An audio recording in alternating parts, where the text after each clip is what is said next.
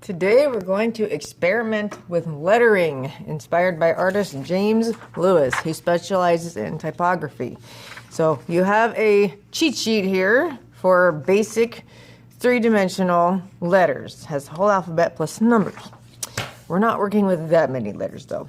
And for our background, we're going to choose a neutral color. We're leaving black out of it though. So pick a neutral color for your background. For the sake of this video, I'm using white so we can see our lines. You have to choose your direction before you begin. So if you have a letter that's wider, you might want to turn your paper. If your letter is tall, it can go up and down. And if you need your choices to be narrowed down, you can always pick one of your initials. So for my letter, I am going to do an A for my first name. Now, these letters will have layers. So we have the face of the letter, and then we have sides on the letter. And for the last stage, there's going to be a shadow. We're going to create a cast shadow on the page. That's what makes it look real. So I'm going to make sure I have lots of room for those things. Whatever letter you draw, you are not going all the way to the edge. We want it to take up a large portion of the middle. So I'm leaving a couple inches between the top and my ruler. Yes, you're using rulers for anything not just straight. Kind of plotting out lightly where I want this to go. I'm leaving more room here because that's where the 3D part will be. That's where the shadow will be. So I'm making, so that's 2 inches, these are 2 inches, these are 2 inches, and I'm going to play connect the dots.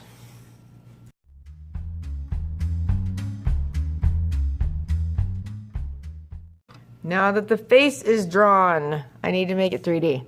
We want this to look like it's popping off the paper. So when you're making the lines to add dimension, you want them to angle down. We don't want them to angle up off the top. So I'm going to start at this vertices, angle down. Keep this ruler at the same angle. Scooch it down. So these lines should be parallel to each other. Go to the next vertices, make a line. I cannot put one here, so it will go through the letter. I cannot put one here or there. I don't have room. On some letters, you might have room to put things inside. That's why we have our alphabet cheat sheet.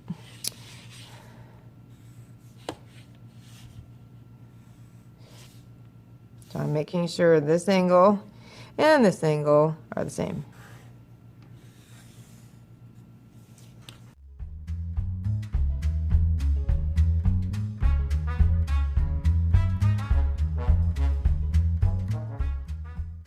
All right, first stage of the 3DA is drawn. I am not drawing the shadow on the paper yet. I'm just making sure there's room here around it because the 3D part is going to go off on mine. It's going off to the left. So my shadow in the future will go to the right.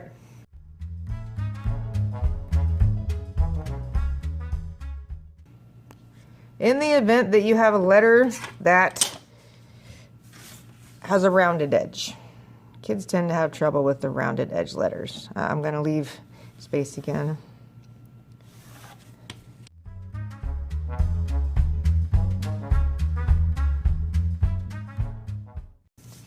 If you have a round letter, we still use vertices if there's any there.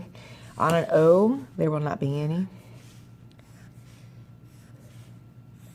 And I can't use those. And we're still making the back line up with the front.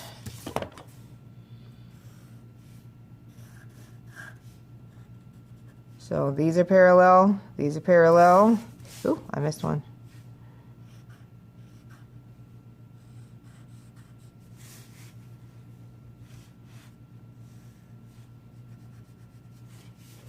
Okay, we look at the thickness we have here.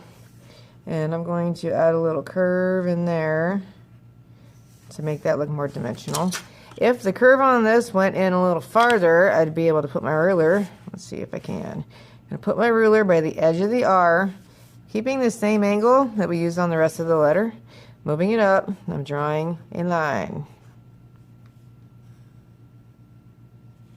If this line kept going, it just grazes the edge of the letter.